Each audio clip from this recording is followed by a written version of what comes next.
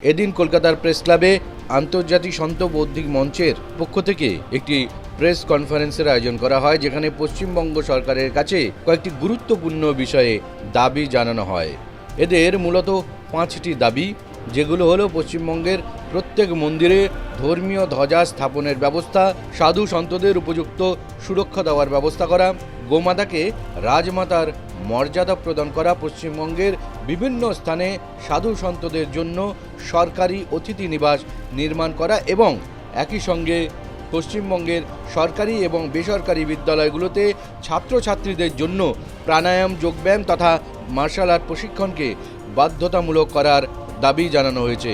নরেন্দ্র মোদী বিচার মঞ্চ এই ভাবধারায় গঠিত এই সংগঠনের এদিনের কনফারেন্সে উপস্থিত ছিলেন আন্তর্জাতিক সন্ত বৌদ্ধিক মঞ্চের আন্তর্জাতিক সভাপতি স্বামী স্বদেশানন্দ ব্রহ্মগিরি, রাষ্ট্রীয় অধ্যক্ষ অনিমেষ শাস্ত্রী, রাজ্য মহিলা অধ্যক্ষ আচার্য চন্দ্রানী ভট্টাচার্য, রাজ্য অধ্যক্ষ শুভময় ঘোষ প্রমুখ। তো সাধু সন্তদের জন্য উপযুক্ত একটা বন্দোবস্ত করা, সেটা আমি ইন ডিটেলেই সেদিন এখন প্রশ্ন করলো, ওটা আমি বলেছি। আর গোমাতাকে সত্যি একটা মর্যাদা দেওয়া, তাদের রিহ্যাবিলিটেশন করা, এটা। আরেকটা হচ্ছিল যে যারা পশ্চিমবঙ্গে বিভিন্ন প্রদেশ থেকে সাধু সন্তরা আসে, তাদের জন্য একটা অতিথি নিবাস করা। এবং আরেকটা আমরা যেটা সরকারি এবং বেসরকারি বিদ্যালয়ে যে স্টুডেন্টরা পড়ে, বিশেষ করে মেয়েদের যোগাসন, যোগ বিদ্যা দেওয়ার একটা বন্দোবস্ত করা, হ্যাঁ, সেলফ ডিফেন্সের ওপর।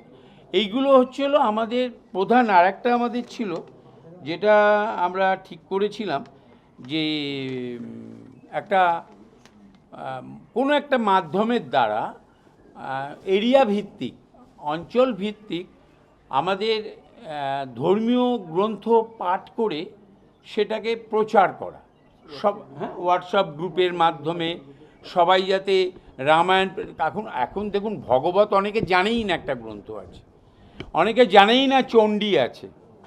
যে ক্লাস মনে করুন প্লে গ্রুপ থেকে আপ টু ইঞ্জিনিয়ার এমটেক পর্যন্ত ইংলিশ মিডিয়ামেই পড়াশোনা করেছে, মানে ওর কাছে কোনো অ্যাবাউট চণ্ডী ওর কাছে কোনো আইডিয়া নেই। আমরা এই জিনিসগুলো, এই গ্রন্থের বন্দোবস্ত, পড়াশোনা করা, এই গ্রন্থ পাঠ করে তার বর্ণনা নিবেদন করা প্রত্যেকের কাছে, এইটা আমাদের একটা বড় উদ্দেশ্য রয়েছে।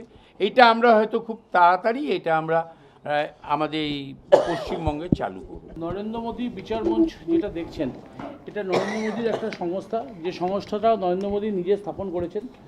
এই নরেন্দ্র মোদী যেহেতু এখন আমাদের প্রধানমন্ত্রী, তিনি এই সংস্থাটাকে পুরোপুরি ক্যারি অন করতে পারছেন না, তো সেই জন্য উনি আমাদের গুরুজি শ্রী সদানন্দ ব্রহ্মচারীর কাছে সেই আবেদনটা রেখেছে যে এই সংস্থাটাকে আপনি আপনার সাথে সংগঠন, একসাথে দুটো সংগঠনকে একসাথে নিয়ে সেটাকে এগিয়ে নেওয়ার জন্য সেই পরিকল্পনা।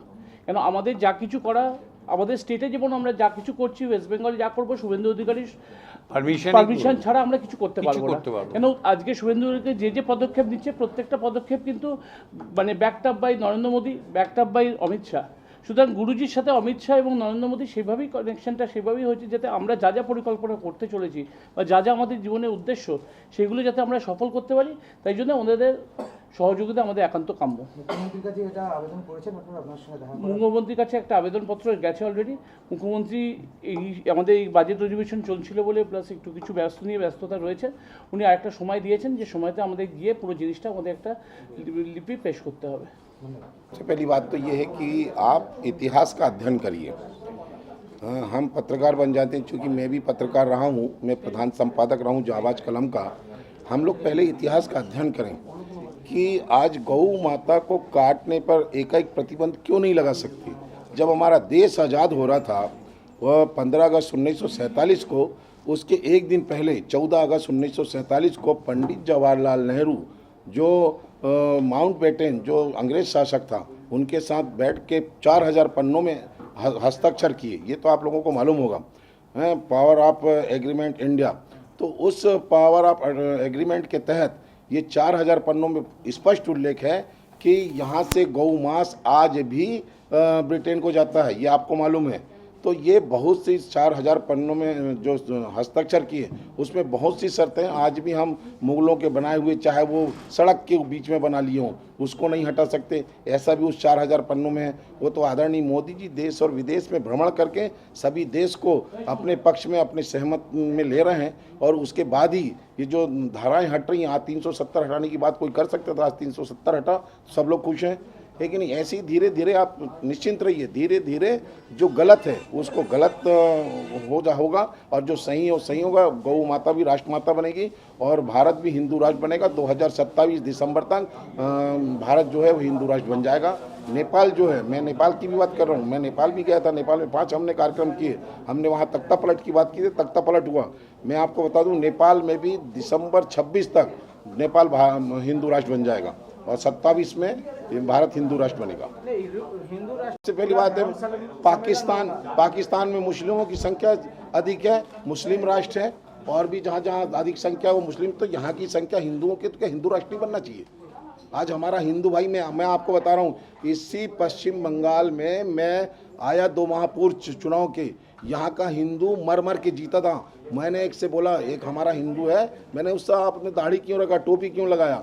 तो उसका कहना था कि गुरुजी अगर मैं ये नहीं रखूंगा तो मुझे यहाँ टीएमसी के गुंडे मार डालेंगे। बताइए कितना डर था, कितने हिंदू मर मर के जीते थे। आज कम से कम हिंदू सर उठा के तो जी रहा है, आज सनातन के लोग सर उठा के तो जी रहे हैं। ये स्थिति हमारे आदरणीय मोदी जी और आदरणीय योगी जी और आदरणीय हमारे शुभेंदु अधिकारी हैं, इनके नेतृत्व में हुआ है, और मैं इनको बहुत बहुत बधाई दूंगा कि आज हमारा सनातन पश्चिम बंगाल में भी सर उठा के चल रहा है। पाकिस्तान जिंदाबाद के नारे लगाएंगे तो हम बर्दाश्त नहीं करेंगे, क्योंकि अगर भारत में रहना है तो वंदे मातरम कहना होगा और भारत माता की जय कहना होगा, अगर भारत में रहना है तो। देखिए, सबसे पहली बात तो हम इसी पे हम मांग कर रहे हैं कि जो धर्मांतरण हो रहा है हमारे देश में, इस पे विशेष रूप से प्रतिबंध लगाने के लिए एक विशेष कानून बने, ताकि विशेष जब कानून बनेगा तो जो धर्मांतरण हो रहा है ये समाप्त होना चाहिए, बहुत ज़रूरी है।